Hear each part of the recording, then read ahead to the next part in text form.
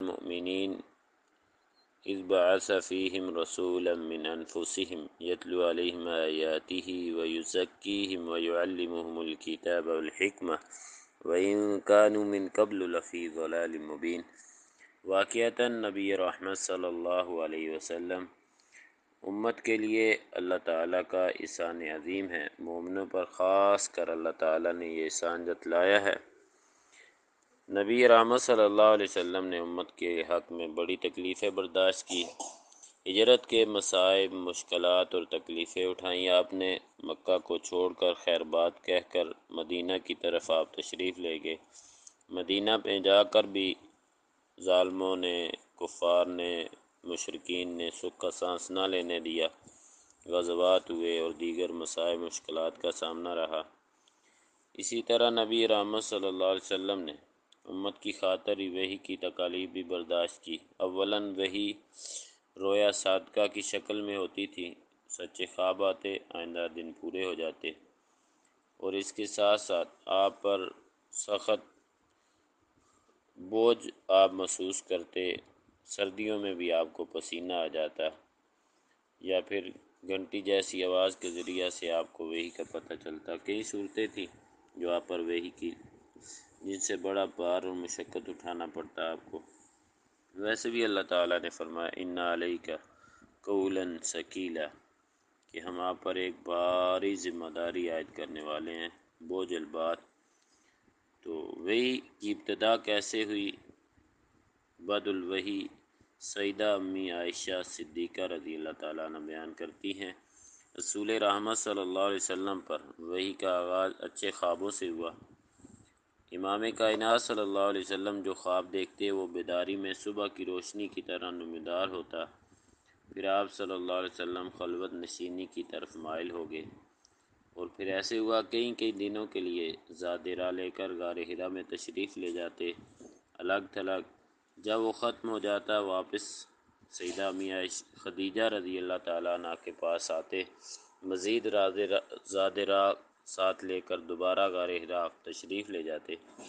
اسی طرح یہ سلسلہ چلتا رہا، یہاں تک کہ آقا دو جہاں نبی رحمت صلی اللہ علیہ وسلم کے پاس حق آ گیا۔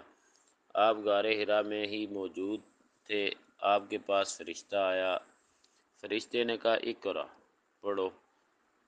تو نبی رحمت صلی اللہ علیہ وسلم نے فرمایا ما انا بقارئ، میں پڑھنا نہیں جانتا۔ تو آپ فرماتے ہیں انہوں نے مجھے پکڑا، زور سے دبایا حتیٰ کہ میری طاقت جواب دے گئی، پھر مجھ کو چھوڑ دیا اور کہا پڑھو۔ میں نے کہا میں پڑھنا نہیں جانتا، ما انا بقارئ۔ انہوں نے مجھے پھر پکڑا، دوسری بار دبایا، اتنا دبایا کہ میری ہمت جواب دے گئی، پھر مجھ کو چھوڑ دیا اور کہا پڑھو۔ میں نے کہا کیسے پڑھوں؟ ما انا بقارئ، میں پڑھنا جانتا ہی نہیں ہوں، کیسے پڑھوں؟ تو تیسری بار جب دبانے کے بعد مجھ کو چھوڑا اور کہنے لگے اقرأ بسم ربک الذی خلق، آپ اس رب کے نام سے پڑھیں جس نے سب چیزیں بنائیں، خلق الانسان من علق، اور انسان کو پیدا فرمایا خون کی ایک پھٹکی سے، لوتھڑے سے۔ اقرأ وربک الاکرم، پڑھیں آپ کا پروردگار بڑے کرم والا ہے۔ تو اس کے بعد نبی رحمت صلی اللہ علیہ وسلم پر خوف کی کیفیت طاری ہو گئی، اور آپ سیدہ امی خدیجہ رضی اللہ تعالیٰ عنہ بنت خویلد ان کے پاس تشریف لے آئے، فرمانے لگے مجھ کو کپڑا اڑا دو، زملونی زملونی، کپڑا اڑا دو۔ انہوں نے آپ صلی اللہ علیہ وسلم کو کپڑا اڑا دیا۔ جب آپ کا خوف ڈر جاتا رہا تو نبی رحمت صلی اللہ علیہ وسلم نے سیدہ خدیجہ رضی اللہ عنہ سے یہ قصہ بیان کر کے فرمایا مجھے اپنی جان کا خطرہ ہے، خدشہ اور ڈر ہے کہ اس طرح والا معاملہ جو سارا قصہ واقعہ رونما ہوا، سیدنا جبرائیل علیہ السلام وحی لے کر غار حرا میں آئے، تو سیدہ امی خدیجہ رضی اللہ تعالیٰ عنہ نے تسلی دی اور قسم اٹھا کے فرمایا کہ اللہ کی قسم، کاللہ واللہ ما یخزیک اللہ ابدا انک لتصل الرحم وتحمل الکل وتکسب المعدوم وتقری الضیف وتعین علی نوائب الحق۔ اللہ کی قسم اٹھا کے فرمایا کہ کیسے ہو سکتا ہے، اللہ آپ کو کبھی ہرگز رسوا نہیں فرمائے گا، کیونکہ آپ تو صلہ رحمی کرتے ہیں، کمزوروں کا بوجھ اٹھاتے ہیں، غریبوں کو کما کر دیتے ہیں، مہمان نواز ہیں، مشکل میں حق کا ساتھ دیتے ہیں۔ پھر حضرت خدیجہ رضی اللہ عنہا نے آپ صلی اللہ علیہ وسلم کو ورقہ بن نوفل بن اسد بن عبدالعزیٰ کے پاس لے آئیں، جو ان کے چچا زاد بھائی تھے اور زمانہ جاہلیت میں عیسائیت اختیار کر چکے تھے اور عبرانی زبان کے کاتب بھی تھے اور بڑھاپے کی وجہ سے نابینا ہو چکے تھے۔ سیدہ خدیجہ رضی اللہ عنہا نے ان سے کہا، میرے چچا زاد بھائی، ذرا اپنے بھتیجے سیدنا محمد کریم صلی اللہ علیہ وسلم کی بات تو سنو۔